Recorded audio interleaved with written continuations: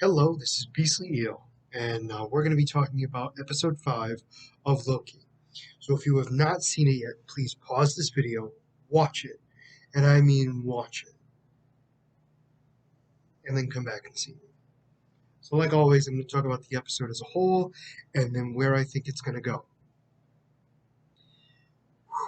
So, for those of you who have watched it, it starts off exactly where it ended in the last episode.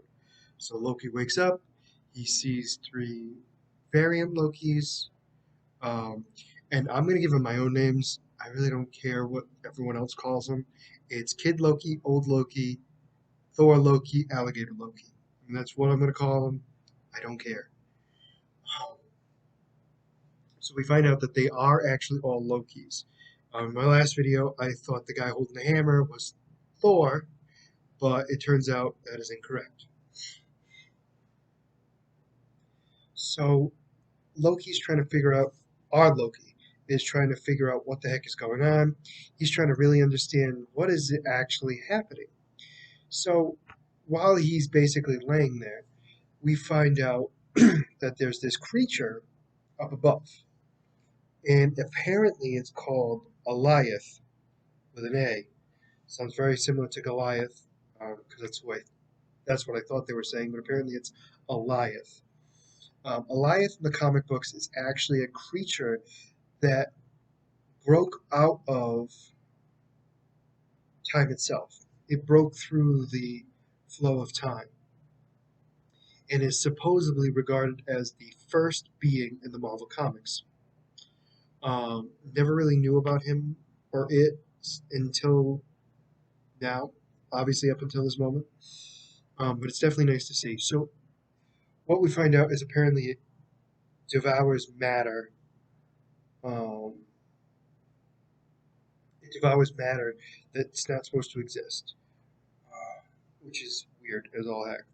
So Loki is trying to get more information about what's going on, and the four of them are basically just saying, "We need to get the heck out of here. We don't want to be eaten because Lokis need to survive." So apparently, Kid Loki is in charge of them all, and Loki's kind of confused by that because he's a kid. How the heck is he able to, be in charge? And it's coming to find out, Kid Loki's uh, Nexus event happened to be killing Thor, which is very bizarre to hear that a kid killed Thor. So they escape to this, what do I want to say, dungeon area. So while they're down there, um, well, Loki realizes that they're just sitting there and buying their time, which is definitely interesting because it's not quite sure. Sorry, Loki's not happy with the fact that all the other Lokis are just basically wanting to lay low, don't want to get involved, and kind of just want to stay and live their life in this place. What they explain to him is that this place where they are is called the Void, where all time goes and gets deleted. So it's definitely an interesting concept on that front to figure out exactly what the heck's going on. Not much more is explained from them. So we go back to the TVA. Sylvie and the judge are talking, um, and the judge is basically lying to Sylvie. Sylvie's not aware of it right away, and FYI, either way. Because I know for me, I was actually starting to believe her. So what we noticed was that she um, seems to at least present herself as not knowing that the timekeepers were the ones actually in charge.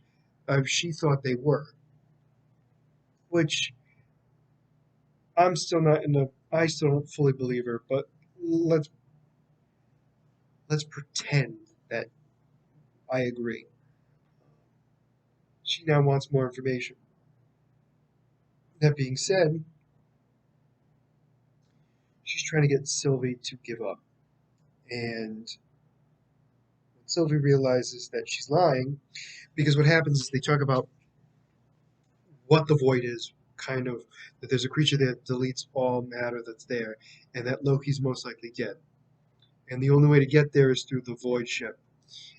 Sylvie realizes that she's lying because Miss Minutes is taking way too long to find the file. Um, and she realizes she's being duped because soon after the door opens up and the rest of the TVA come in to try to capture her. So she decides to wipe herself. So there's a big exchange between her and the judge for a while, and then she just stands up and phases herself out. So she gets teleported to the void. Um,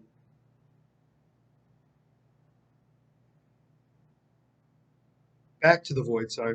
Our Loki friends are basically posting about how great they are. And our Loki is kind of like, we need to actually do something. We need to break down the TVA. And then we need to kill Goliath. And they all start laughing and sit down. So our Loki's like, F this, I'm walking up. So when he opens up the door, what does he find? A shit ton of Lokis. I mean, a wider range of them. All being in charge, the one being in charge is this, I'm going to call him President Loki because he keeps having Vote Loki on him. And I imagine Tom plays him. So it's the same look of our Loki. Um, and so he comes down and claims that he's going to be taking over this area. And our Loki gets blamed for it, and it turns out to be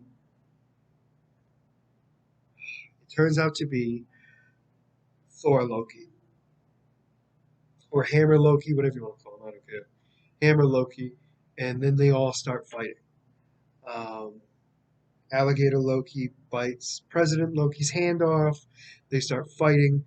Old Loki does a magic spell that makes the illusion to seem that they have officially still fighting while they just walk out of there. So Alligator Loki, Kid Loki, Old Loki, and Loki escape.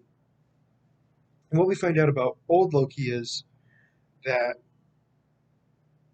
the him being a variant was because he escaped Thanos, survived on planet, and then tried to reconnect with his brother after so many years later, and that was his Nexus event. So they escape, and they start walking over, and they agree that they're going to show him where Eliath is so he can kill him. So they're walking to Eliath while Sylvie wakes up in what looks like a nest. She breaks out of a bus. Goliath tries to eat her. She runs away. There's a pizza delivery truck that drives by, and she jumps in. And who is driving? But Morbius. Apparently, he survived. So the two of them are talking, and she's like, "Well, he's most likely dead." He's like, "You really think he is?" She goes, "I don't know what to think." So Morbius really believes that she's alive. So they start to get away from Elias. They escape, and then Sylvie says they need to go back because that's the only way they're going to be able to get out of there. So she drives back. While this is going on, at the TVA, the judge is looking around and goes to the prisoner.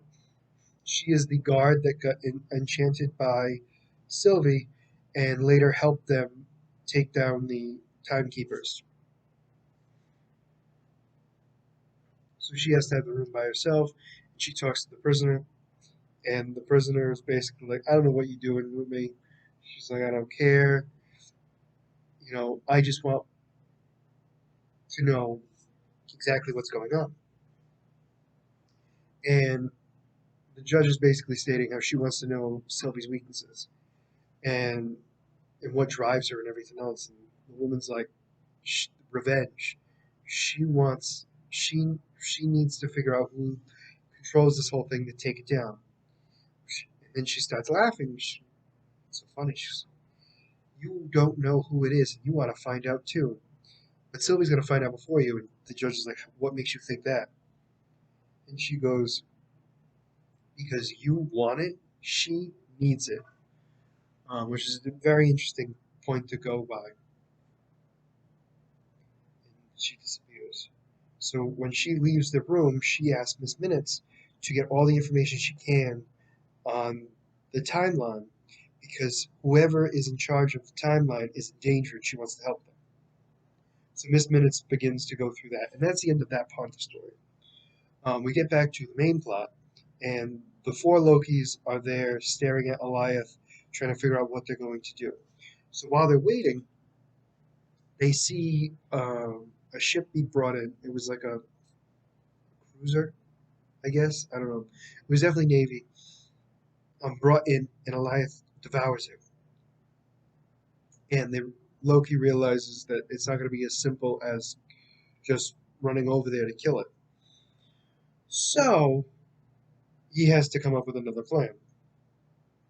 So all of a sudden they turn around and they see this. Um, they see this. They start to see this um, pizza delivery truck drive up, and they get out, and they realize it's Sylvie and Morbius, and he's all excited to be reunited. Blah blah blah blah blah. So she wants to hear his plan, and he says he's going to kill Goliath, and she's like, "That's your plan? That's what you were going to do?" And he's like, "Well, what was your plan?"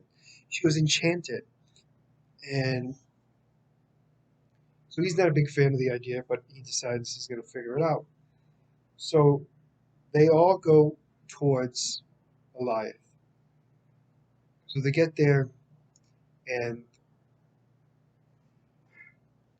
Sylvie gives the time device to Loki to get out of there, and he refuses to take it, so he gives it to Morbius. Morbius asks, "Does anybody else want to leave?" They all say no. So Morbius leaves. He goes through the thing, says his goodbyes, and goes. Alligator Loki, Kid Loki, and Adult Loki go to leave. Kid Loki gives Loki this blade to help fight it up there against Goliath. So Sylvie and Loki have a nice little moment beforehand, a little tender moment about them liking each other, even though they both don't admit to it, and then go towards Goliath. So they're standing there waiting for a Nexus event so that something gets brought through and he devours it, and they're gonna and Sylvie's gonna enchant it. Well, they realize that's not gonna work, so Loki decides to try to make not a illusion, but a diversion, so that the Goliath will go after him. So Goliath goes after Loki, and then Sylvie tries to enchant it, and it realizes to go after Sylvie instead. So while this is happening, apparently, um, old Loki stayed behind and makes this a magical illusion of Asgard that Goliath is trying to devour. So then Sylvie is teams up with our Loki to enchant Goliath, and they're trying to do so together. Unfortunately, old Loki gets devoured, and we assume killed. But with his sacrifice, the two, Sylvie and Loki, enchant the creature alive. And a kind of, I don't want to say portal because that's not the right word, but it kind of disperses, and they see this city pretty much. And we're not quite sure what it is, where it is. And that's how the episode ends. So, some things we learned. There are a shit ton of Lokis. I mean, a tremendous amount. Apparently, they all know how to survive.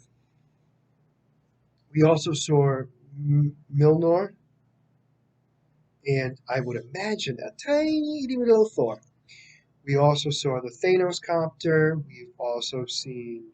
So the Thanos copter is a helicopter that Thanos rides in, in the comics from the old times. There's also Yellow Jacket's helmet in giant size. There's the helicarrier at some point. I think that's all the obvious stuff, in my opinion. It was at least looked like all the obvious stuff. Um, the judge doesn't know what's going on, it seems, which I don't 100% believe. I feel like she knows more than she's kind of putting on, but at the same time, not quite sure what's happening on her end.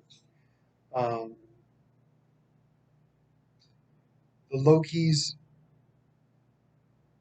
the Lokis are Lokis. I mean, they really don't care about each other. They just care about themselves.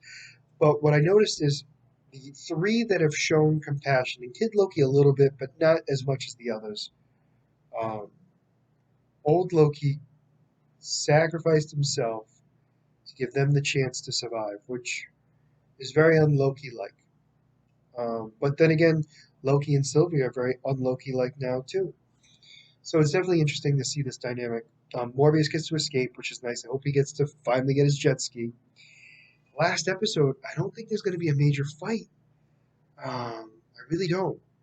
I know it's going to sound weird me saying that, but I really don't think so. That being said,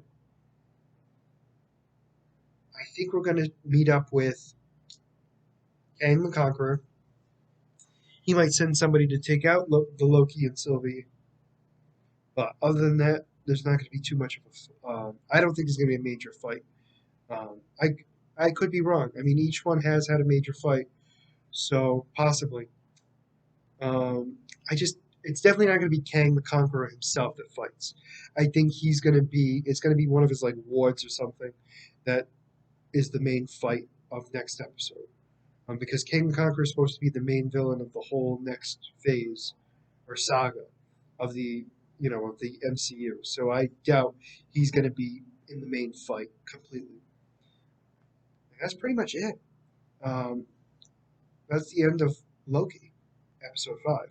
So for now, if you like the content you see, please like and subscribe below. Also, you can make as many comments as you want down below. I'll try to respond to everybody. Other than that, this is Beast and Eel signing out. Have a good night.